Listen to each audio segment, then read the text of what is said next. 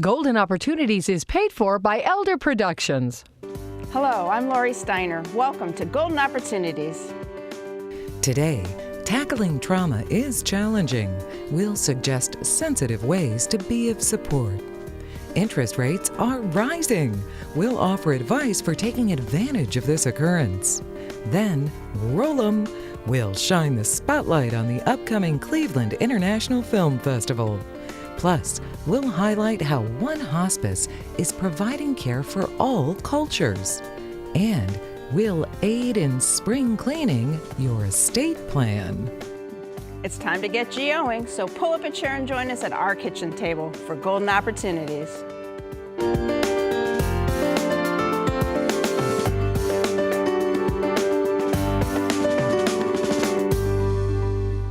So many people have experienced some type of trauma in their life, but what you may not realize is that as they age, those experiences can continue to impact them. Mary Murphy is here with kind ways to care for others who are facing these fears. Mary is a licensed counselor and bereavement coordinator at Hospice of the Western Reserve. Welcome to the show. Oh, thank you, Lori. Now, we're going to be talking about a special event that you're presenting at in a couple of minutes. But first, you say that trauma never really goes away, right? And it can even affect you in your last days. Right. And Lori, that's why I really encourage people to treat everyone as if they've had some sort of trauma in their lives. They probably have, huh? And they have. They have. That means, just offering kindness, just basic kindness and understanding and sensitivity, being respectful and non-judgmental goes a very long way. Okay, so when we're talking about trauma, what is trauma? How do you define that? Well, very briefly, psychological trauma is a situation you've experienced either personally or you've witnessed it that causes a threat to the psyche and to the well-being of the person. Okay, and that trauma can actually persistently alter the brain structure. And it can result in effects like anxiety, depression, PTSD, obesity, and asthma, and for many of your listeners, chronic pain. Oh my, I wouldn't have expected trauma to cause those kinds of things. Well, it does, and the body remembers that trauma too. And when we have a trauma, we want to soothe it. So sometimes we do things that aren't so good to soothe it. Okay. And we may become workaholics. We may become gamblers.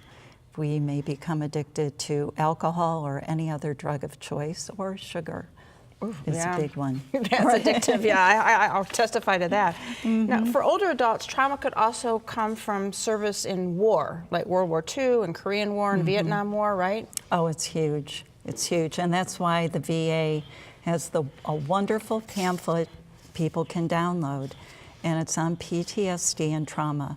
It provides information about what you can do to help people who have PTSD, what doctors or medication or therapies they might go to. And don't forget, a lot of our older, our senior citizens like myself, we might have chronic conditions that require life-threatening interventions like dialysis and chemotherapy, trips to the ER. Those can be really difficult on people. So how do you help those folks? Okay. Well, the most important thing is to create a safe, warm, trusting environment. And we do that through use of our speech, which we want it to be calm and soothing, right? That's really important. Our touch itself should be soothing. A lot of times caregivers, a lot of people are managing many things. They might be in a hurry and the touch might not be so warm. But we want to make sure that when we touch our elders or anyone we're caring for, that it's purposeful and safe and kind. Don't be indifferent to the pain of a loved one. So many times people try to minimize it. Respect the pain, validate the pain. Another thing you want to be aware of is the history of the person. Were they veterans? Had they had trauma in their past through violence? So you want to honor that. So those are some of those things that can be helpful. Great tips. And there's something coming up that I'm going to tell our viewers about. Mary's going to be speaking at a special event that's open to the public titled Face to Face with a Holocaust Survivor. Mary will be sharing ways to care for those who have experienced trauma, including those who survived the Holocaust. To learn more about the event and how you can make a reservation, use the information that's coming up next. My thanks to Mary for joining us today. Thank you. For more information on Face to Face with a Holocaust Survivor, call 216-752-2222 or email shalom@ohioseniorcare.net. Next, going up. But first, when your mood is over the moon, you might say you're on cloud 9. But why is 9 the number that is happily sky high? We'll come down to earth with the answer when we return. I'm Dr. Stephanie Christian of Timeless Laser and Skincare. We help men and women achieve healthy, radiant skin at any age. Because when you feel good about how you look, it changes everything. The all-new TrueSculpt 3D is a revolutionary non-invasive body sculpting technology that diminishes fat. We can now offer our patients impressive results and comfort throughout the procedure. Get the look you want with TrueSculpt 3D. Visit us in Westlake or at timelesslaserskin.com. Types of clouds are assigned numbers according to the altitudes they attain. For number 9, the sky's the limit, since it lands at the very tip top. You can't get any higher or happier than that. Hello, we're talking bonds, investment bonds. If rising interest rates have left you shaken, we can show that these same rates have stirred activity in bonds that could benefit you. Jim Lineweaver is on the case. Jim is a certified financial planner professional with the Lineweaver Financial Group. So welcome back to the show. I should change my name to James Bond. Yes. So interest rates rose in December and could keep rising, right? So what does that mean? Well, if you're holding bonds in your portfolio, as interest rates go up, your bonds go down.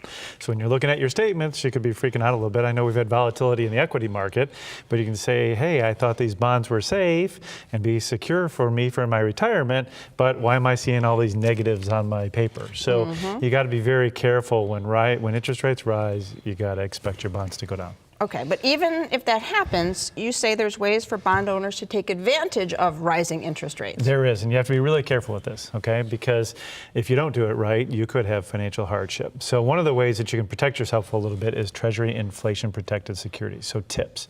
So the thinking is if interest rates are going to go up, inflation's probably going to go up with it. So this is an income device that can allow you to not only get a couple interest payments a year based on the change in the consumer price index, but the underlying instrument will also adjust over time with inflation. So in 5 years from now, if inflation's higher, your bond would be worth more.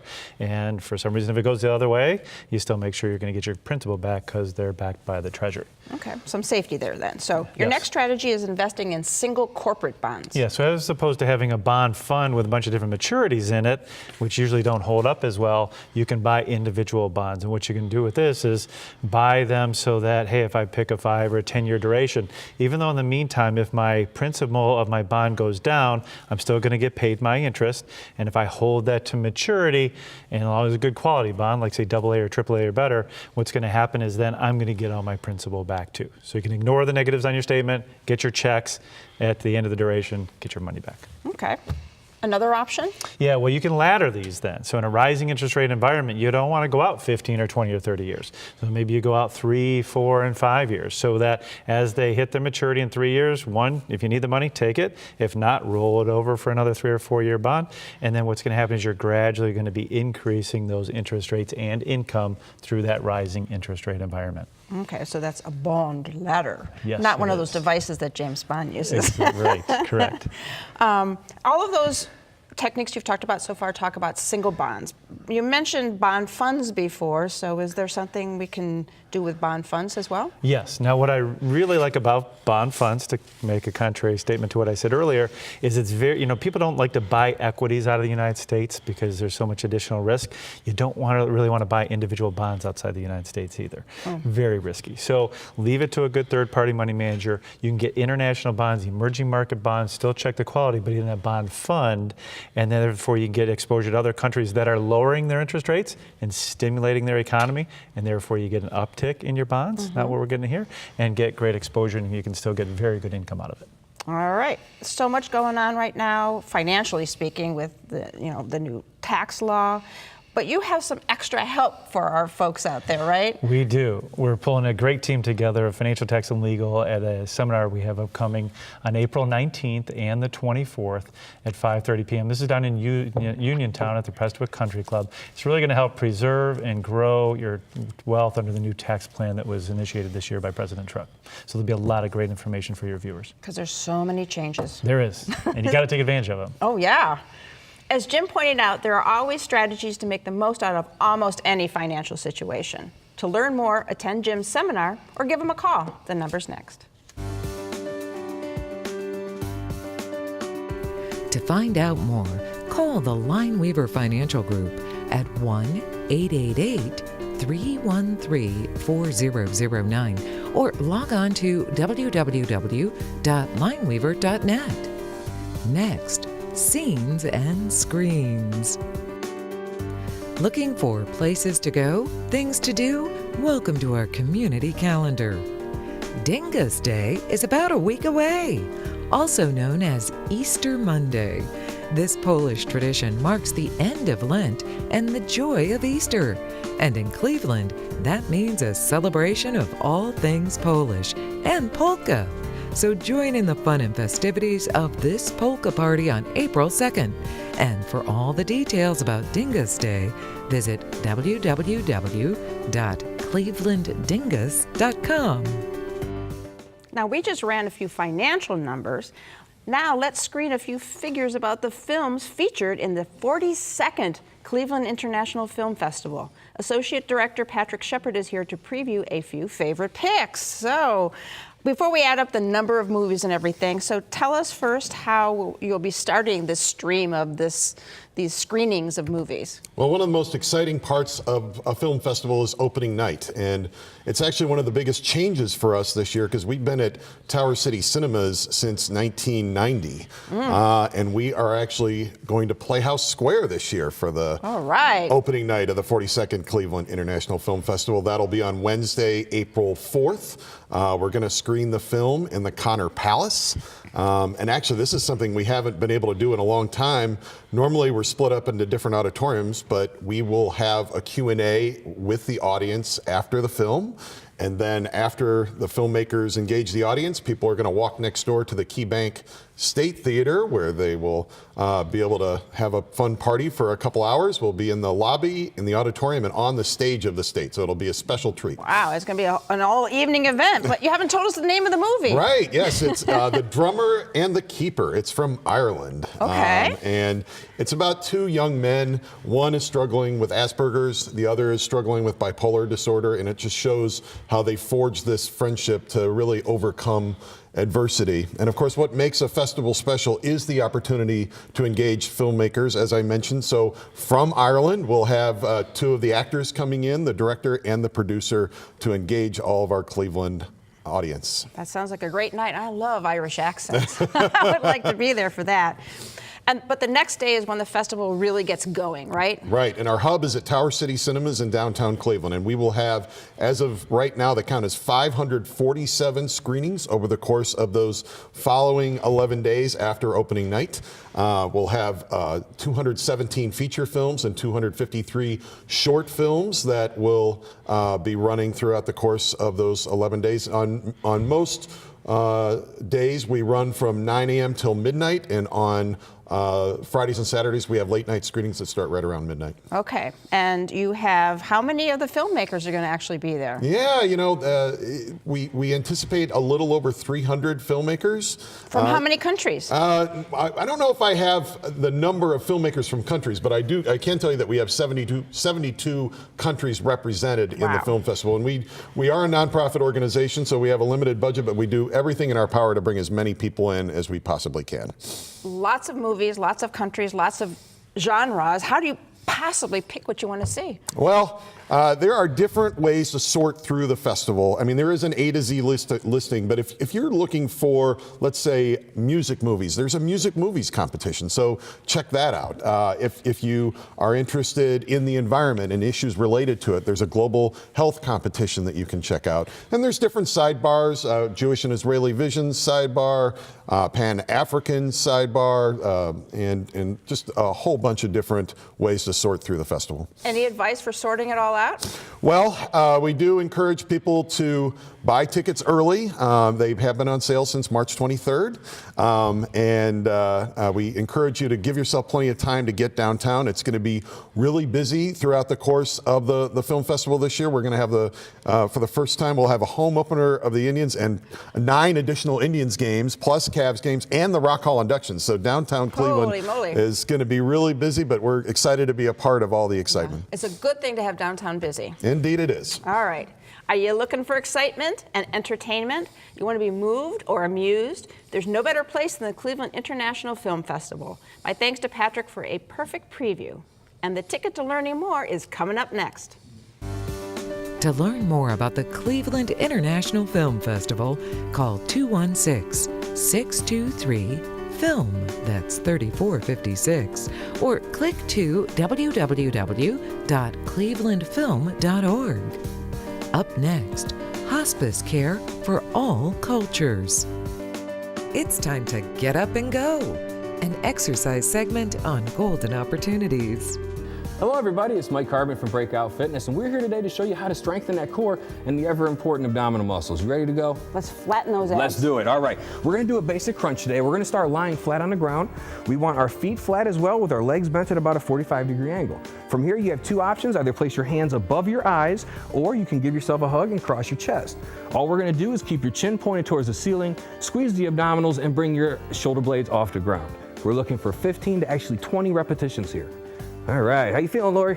Oh. Keep them coming, come on. We need at least 3 to 4. I can do it. You got it, all right. We need at least 3 to 4 sets of these. Remember, slow and controlled movements, and you gotta remember to breathe. Do not hold your breath. You're looking good. 6-pack's on the way. All right, everybody, now it's your turn to get up and go.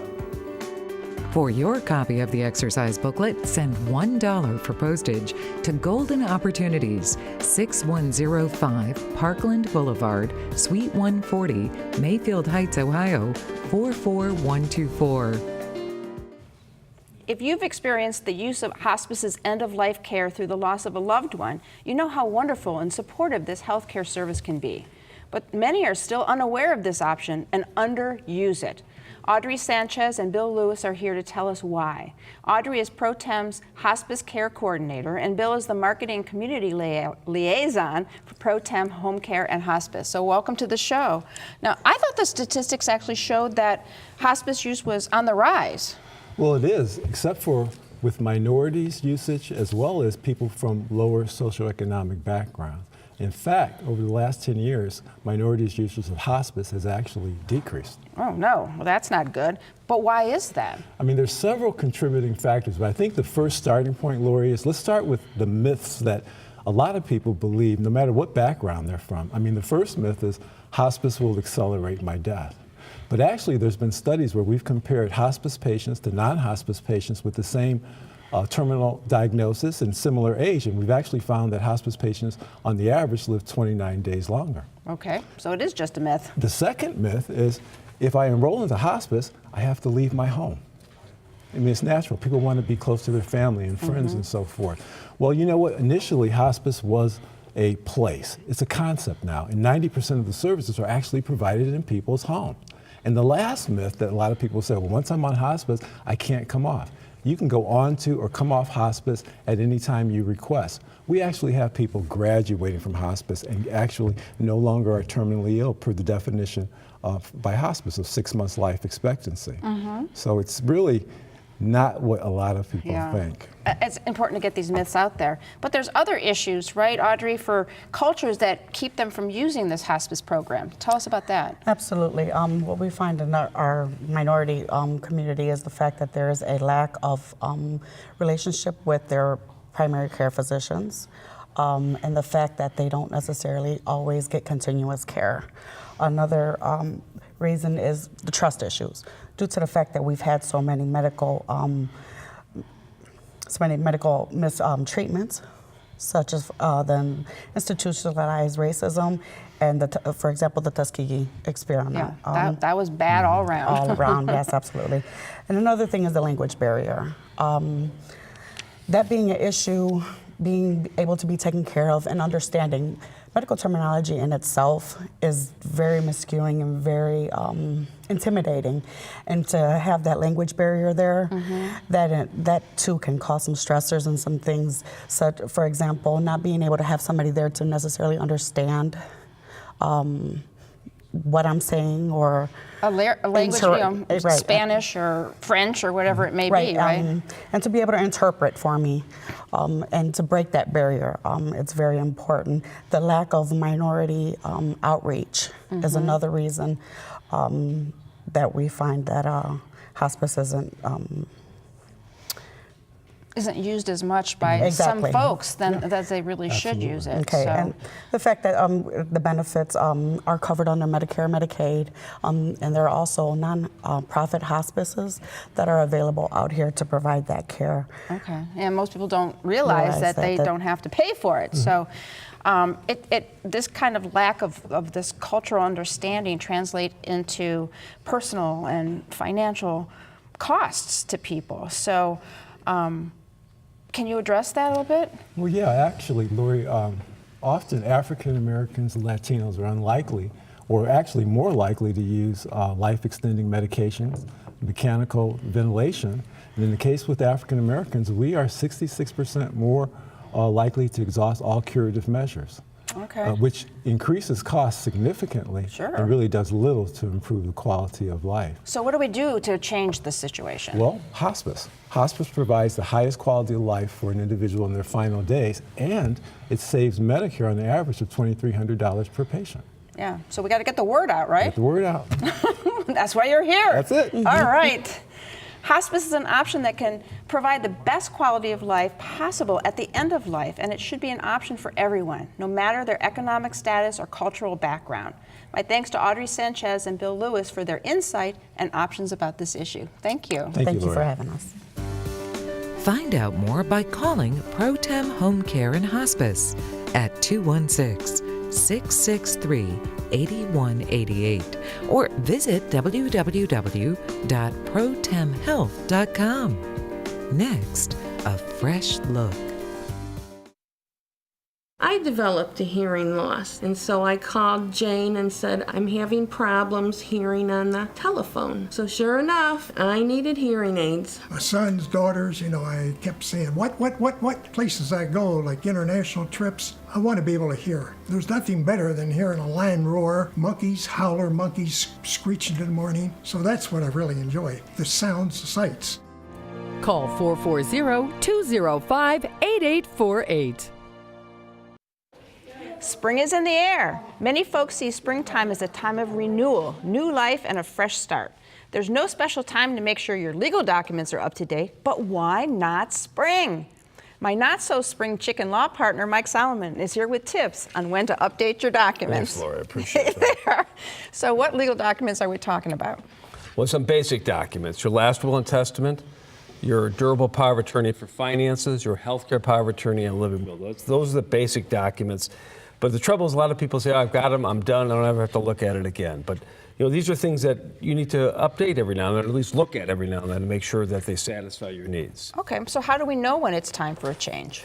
Well, generally we tell people, and we send reminders out every 3 years to our clients saying, hey, think about your estate plan. So between 3 and 5 years, at least look at it. Or if something's changed, in your life or in your finances, in the world in general, with the laws, then you ought to take a look at them again. Okay, so what kind of situations would warrant that kind of a look-see? Well, they're always changing the tax laws, right? So you have those issues, your own financial situation may change, the tax law changes, or just the general laws change, and those are things that may make your documents need to be more complicated or less complicated. Now, you hope that it'll be less complicated. For example, Ohio got rid of the Ohio state tax a number of years ago, and then the federal exemption, was over $11 million. So most people don't need that sort of fancy tax planning.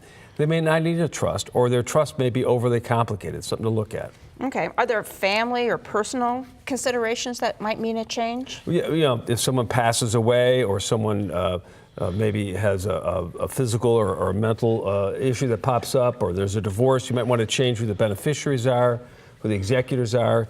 If there's a change in their job, or they have some financial problem, that might be a need to change things. If they've inherited a lot of money, all of a sudden they get this big old check, they may want to change their whole estate plan. And then what impacts most people eventually is that people get older and they start having more medical issues, and they might want to start thinking about long-term care planning. And we talk about it on the show all the time about how to preserve your estate so you don't lose it all if you have to go in a long-term care facility. Yeah, try to get Medicaid or VA benefits and things like that. Now, when we're thinking about these changes as time goes by, do we have to see a professional? Well, you don't have to, but obviously I recommend it. I mean, the trouble is if you go online and get some of these websites, they'll have documents, but you won't know necessarily what you need. And that's really what the professional does, to point out all the things that you might not even think about. So I really do strongly urge that people to do it. Is it a team approach? Yes, you need, for example, you should have your lawyer, your financial planner, financial advisor, your tax advisor sit down and figure out what it is that's best for you. Okay, great tips for our viewers. Now, everybody take a deep breath of fresh spring air and get on the phone now to make your appointment for a legal spring cleaning. Then you can breathe out a big sigh of relief that you're taking good care of yourself and your family. For more information, call Mike or look for the current issue of Boomer and Beyond magazine, available everywhere for free. Call Solomon, Steiner, and Peck at 1-888-236-5173 for more information, or to schedule a speaker for your organization. Or log on to www.ssnplaw.com. Thanks for joining us. On next week's show, can CDs really add support when saving for retirement? We'll reveal important research. Plus, no April Fool's joke. Getting a beautiful smile can be easy. We'll tell you how, and we'll shine a light on a unique time-telling art and craft.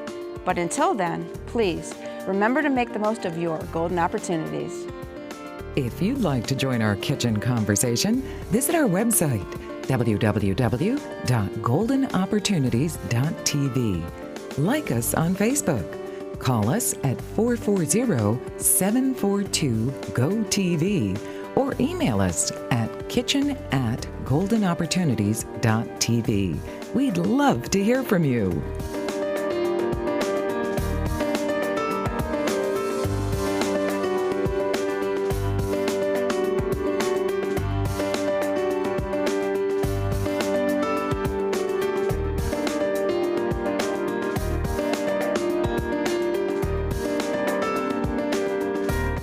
Golden Opportunities is paid for by Elder Productions.